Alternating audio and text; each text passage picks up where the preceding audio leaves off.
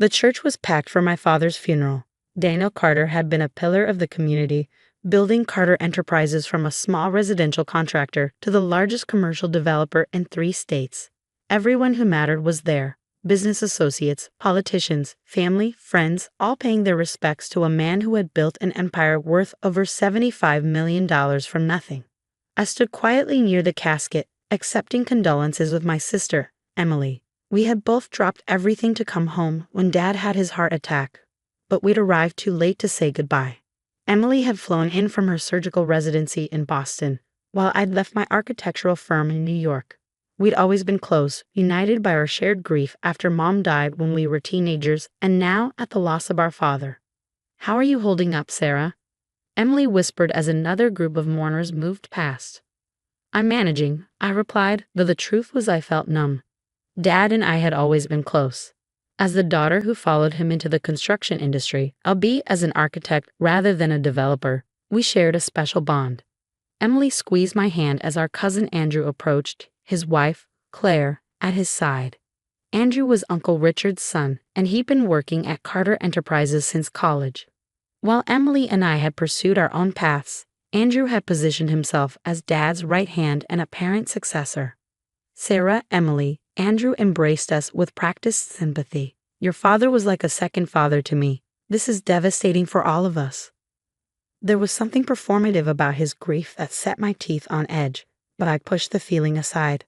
This wasn't the time. "Thank you for handling the arrangements," I said. Dad had suffered his heart attack at the office, and Andrew had taken charge of everything while Emily and I were traveling home. Of course, Andrew nodded solemnly. Daniel would have expected nothing less. In fact, he'd been preparing me to take over more responsibilities. We'd been discussing my eventually taking the CEO position. I blinked in surprise. This was the first I'd heard of any succession plan favoring Andrew. Dad had always been tight-lipped about his business decisions, but this seemed like something he would have mentioned. "I'm sure we'll all have time to discuss the company after we've had a chance to grieve," Emily interjected smoothly, ever the diplomat. Andrew's expression hardened slightly. "Actually, there are some matters that can't wait. I've scheduled a family meeting at the house after the reception. The lawyers will be there." After the burial, mourners gathered at my father's sprawling Victorian home on Lakeview Drive. The house where Emily and I had grown up was now filled with visitors eating catered food and sharing stories about Dad. I moved through the rooms in a daze, accepting condolences and trying to process that he was really gone. "Sarah," a familiar voice pulled me from my thoughts. I turned to see David Miller, Dad's longtime friend and the architect who had first inspired my career choice. "David, thank you for coming." We embraced, and I felt tears threatening again. David had been a fixture in our lives, almost family. "Daniel was so proud of you," he said, his voice gentle. "He told everyone about your New York firm and the awards you've won." I smiled through my tears.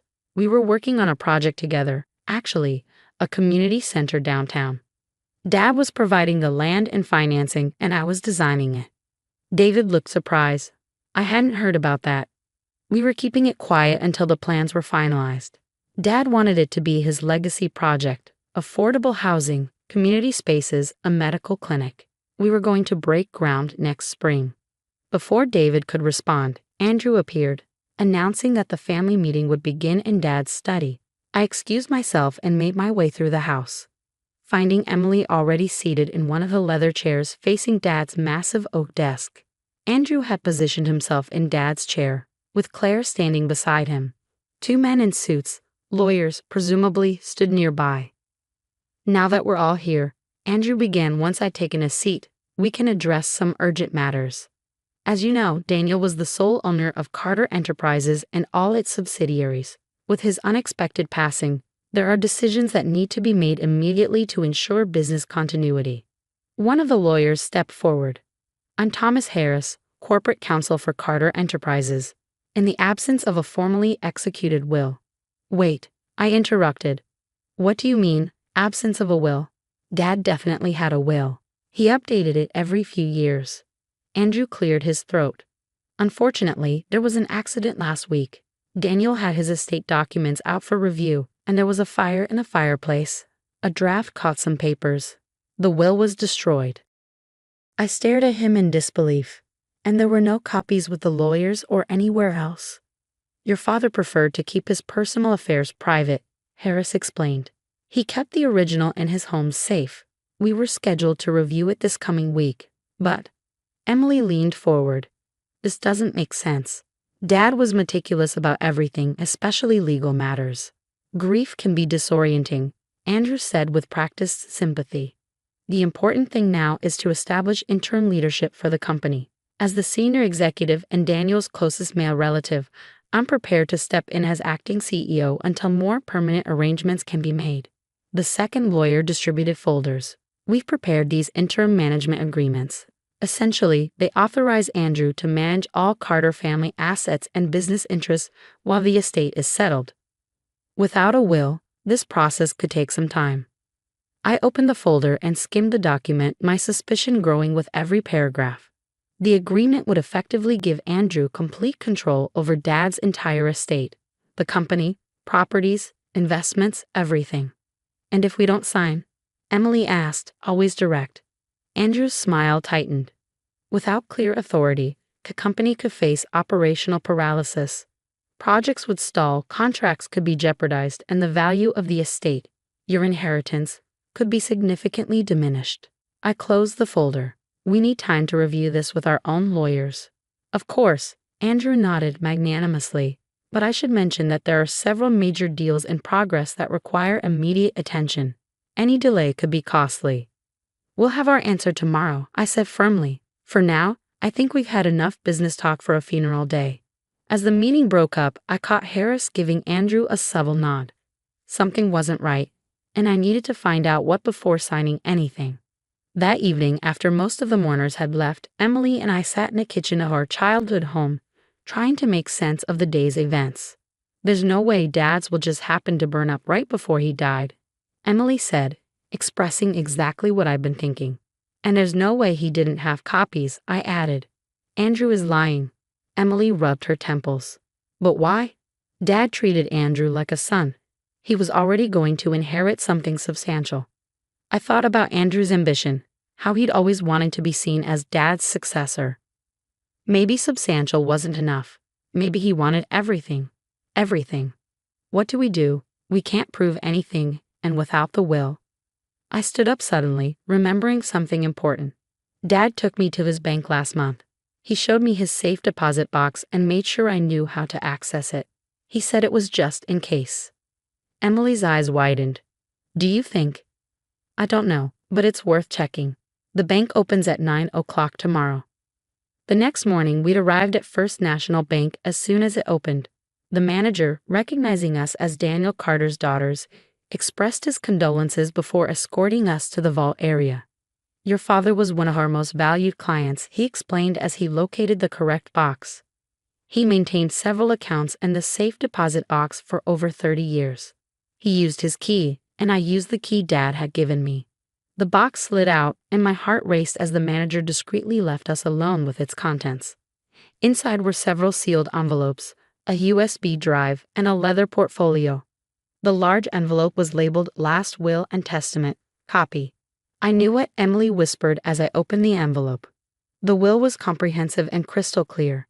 Dad had left 30% of Carter Enterprises to me, 30% to Emily, 20% to Andrew, and 10% to a charitable foundation he'd established in Mom's name. He named me as CEO, citing my architectural vision and business acumen, with provisions for Emily to remain on the board despite her medical career. But that wasn't all. The leather portfolio contained detailed plans for the community center project I'd mentioned to David, complete with funding allocations, land deeds, and architectural renderings I created. Dad had already transferred the downtown property and $25 million in development funds to a separate LLC that was jointly owned by him and me.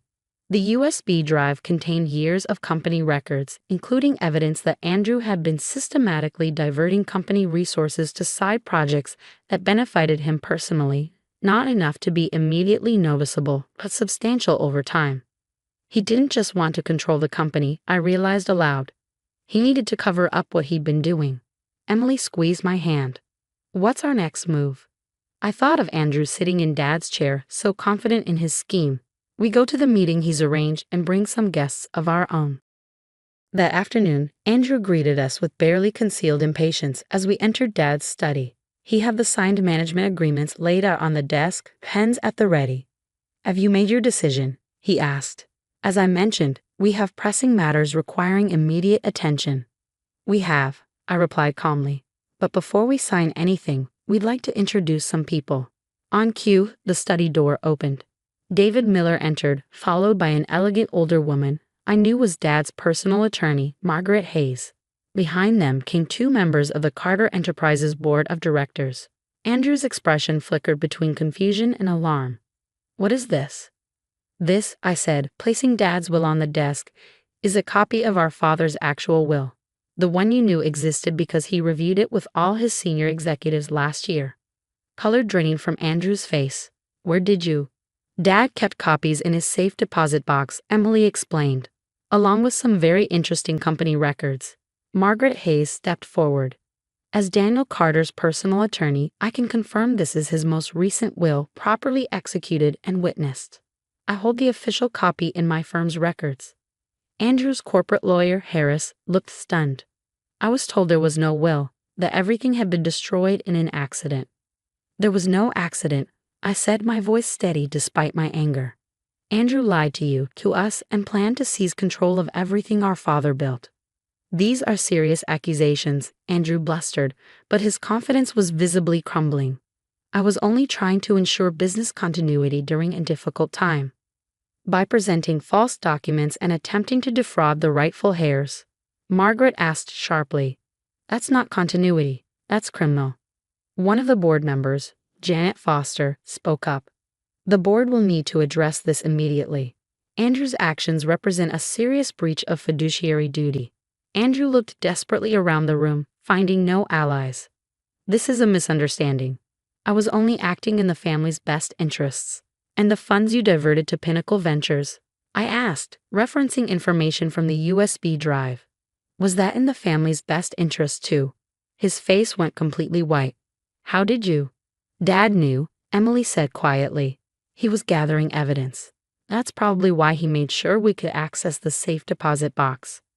For the next hour, the true extent of Andrew's betrayal unfolded. He'd not only planned to hijack the entire company but had been embezzling funds for years. Dad had suspected but had been gathering concrete proof before confronting him. As the meeting concluded, Andrew and Claire were escorted from the property by security. The board members called an emergency session, and Margaret began the formal process of executing Dad's will. Left alone in the study with Emily, I finally let my guard down. "I can't believe he would do this. Dad trusted him." Emily put her arm around me. "Dad also protected against it. He made sure we had what we needed to expose the truth." I nodded, glancing around the study that held so many memories. My eyes fell on the architectural plans for the community center, Dad's legacy project, now my responsibility to complete. "What will you do about the CEO position?" Emily asked. "Dad named you in the will, but you have your own firm in New York." I traced my fingers over the community center designs. "I think it's time to come home. Dad built something important here. He trusted me to carry it forward." 1 month later, I stood on the vacant downtown lot where the Carter Community Center would soon rise. Construction equipment was already in place for the groundbreaking ceremony scheduled for the following day. The project had expanded to include not just affordable housing and a medical clinic, but also an educational center for construction and architectural training for underprivileged youth. Andrew had been removed from the company and was facing criminal charges for embezzlement. He and Claire had left town, their carefully crafted social standing in ruins. Emily had returned to Boston but planned to split her time between her medical career and her board responsibilities. We discovered that Dad had been quietly funding a medical research initiative in Mom's name at Emily's hospital, another piece of his legacy neither of us had known about. As the sun began to set over the city skyline, I felt a sense of peace washing over me. Dad had prepared us better than we'd ever known, not just with assets and legal protections, but with the values and skills to continue what he'd started. "We're ready for tomorrow's ceremony, Miss Carter," my project manager called from across the lot. "Thank you, Mark," I replied, taking one last look at the empty space that would soon transform into Dad's final gift to the community. In my pocket was the key to Dad's safe deposit box. A reminder that sometimes the most important inheritances aren't just what's visible to others, but the foresight, wisdom, and love that remain long after someone is gone. Andrew had been so focused on controlling the company that he completely missed the true wealth Dad had built, not just in assets, but in relationships, respect, and vision for the future. While my cousin had schemed for what he could take, Dad had been quietly planning what he could give. Standing there on the threshold of that future, I silently thanked my father for his final lesson. True legacy isn't measured in dollars or property deeds, but in the positive change we create and the wisdom we pass on. Andrew had tried to steal an inheritance, but he could never touch the real wealth Dad had left us, the opportunity to continue making a difference in the world he loved.